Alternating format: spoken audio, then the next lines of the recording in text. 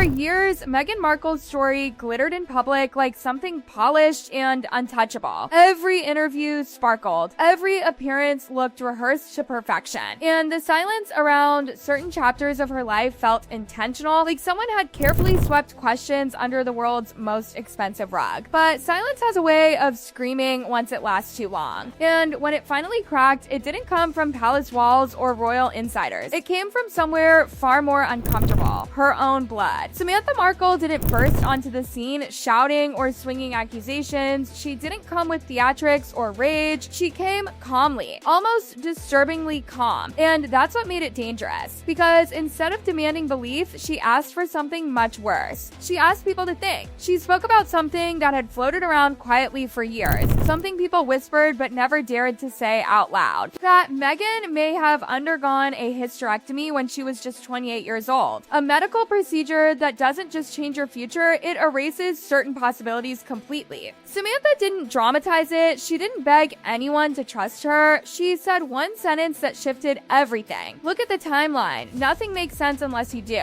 And once someone tells you to look, you can't stop seeing. Pregnancies that didn't behave like pregnancies, babies who were rarely seen, births that felt oddly distant, moments that seemed slightly off but were never explained. The silence suddenly felt crowded, like it was hiding too much. Here's the part people keep trying to dance around. A hysterectomy isn't complicated. It means the uterus is removed. No uterus means no pregnancy, not difficult, not risky, impossible. Biology doesn't negotiate. It doesn't care about titles or branding or fairy tale narratives. If that surgery happened, then every pregnancy story that followed doesn't just raise questions. It collapses completely. And Samantha never said, "Believe me." She said, "Look at the timeline." Because once you do, there are only two options. Either the surgery never happened or the pregnancies couldn't have. There is no middle ground, no gray area. And that's when the conversation stopped being gossip and turned into a logic problem no one could solve without introducing something new.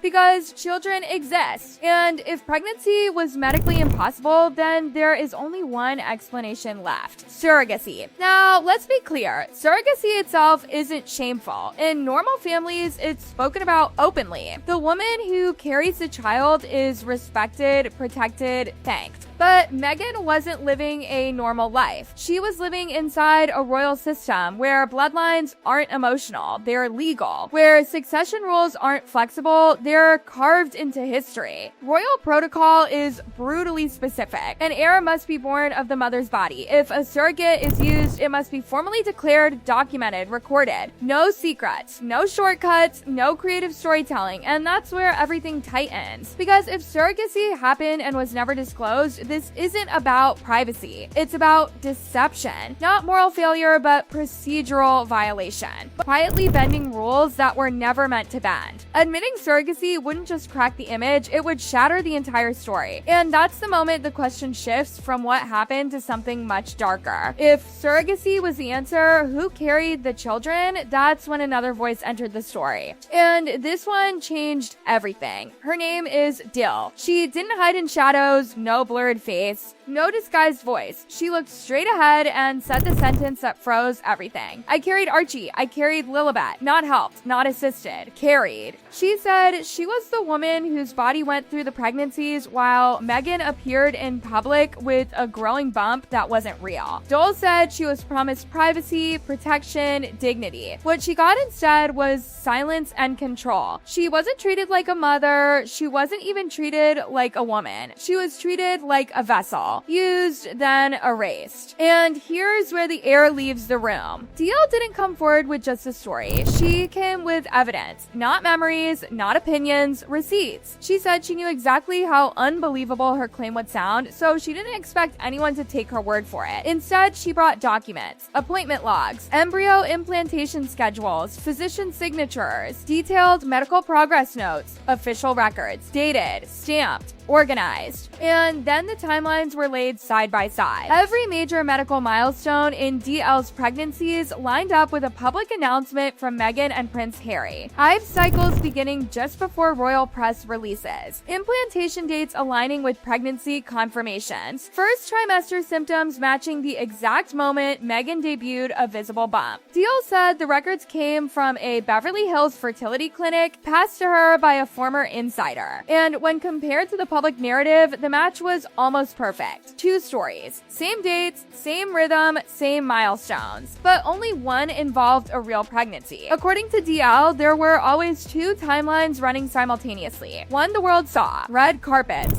smiles, stylish maternity outfits, carefully staged appearances designed to show a glowing, effortless pregnancy. The other timeline stayed hidden. Quiet clinic entrances, hormone treatments, ultrasounds, doctor visits, a real pregnancy unfolding inside her body behind locked doors. She said she was approached just weeks after the royal wedding, escorted through private entrances, handed a thick contract filled with secrecy clauses and anonymity requirements, then placed into a medical program run with military precision. Every appointment she attended lined up with the moment Meghan appeared in public. When DL felt morning sickness, Meghan debuted a bump. When DL entered her second trimester, the pregnancy became official news. One woman lived the pregnancy, another performed it.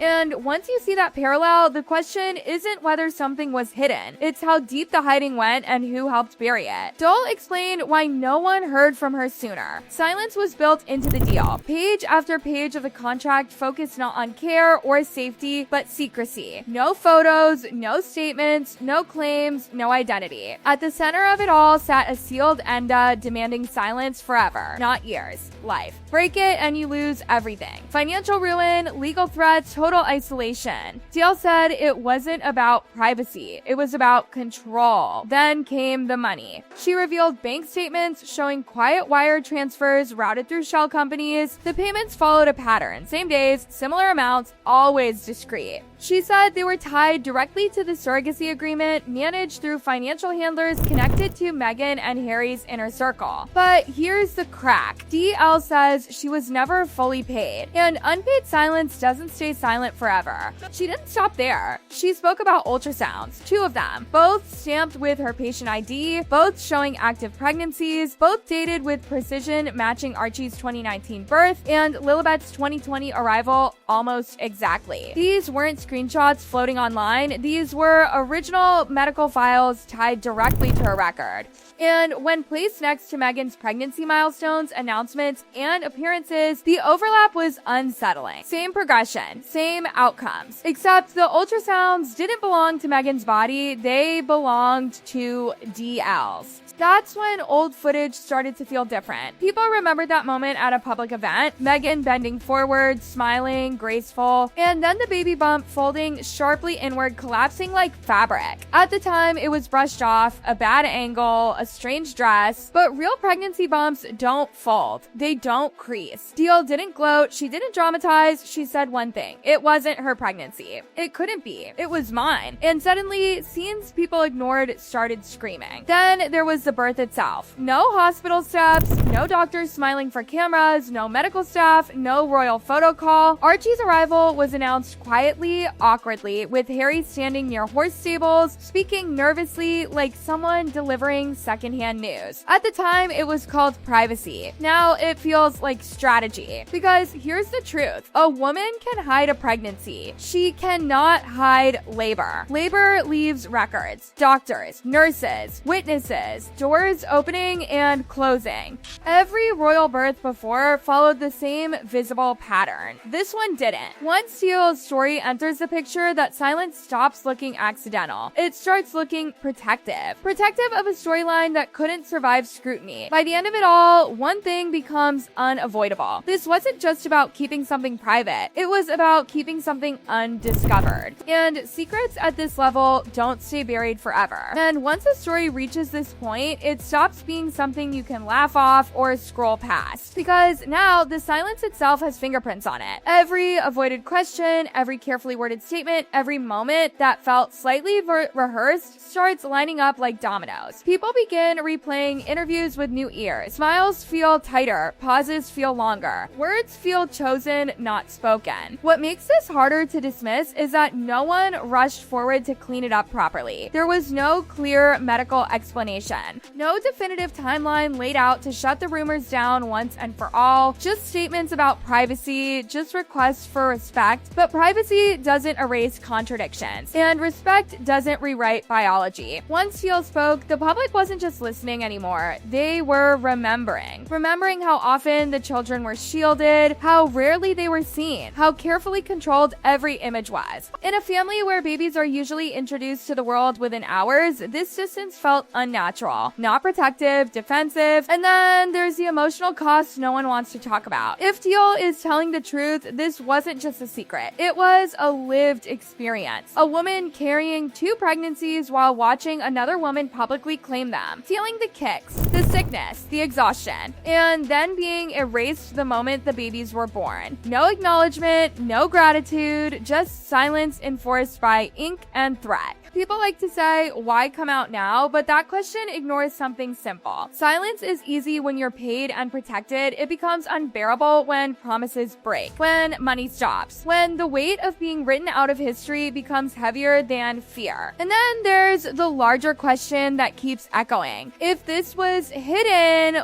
what else was managed? Who knew? Who signed off? Who looked the other way? Secrets this large don't survive on one person's effort alone. They require cooperation, institutions, systems designed to smooth over rough edges and keep the image intact at all costs. At some point, this stops being about one woman or one family. It becomes about truth versus performance, about how far powerful people will go to preserve a narrative once they've committed to it. Because once a lie is dressed up as a fairy tale, tearing it down feels like cruelty, even when it's reality knocking at the door. And reality has a way of knocking harder each time it's ignored. For each time it's ignored. For each time it's ignored. For each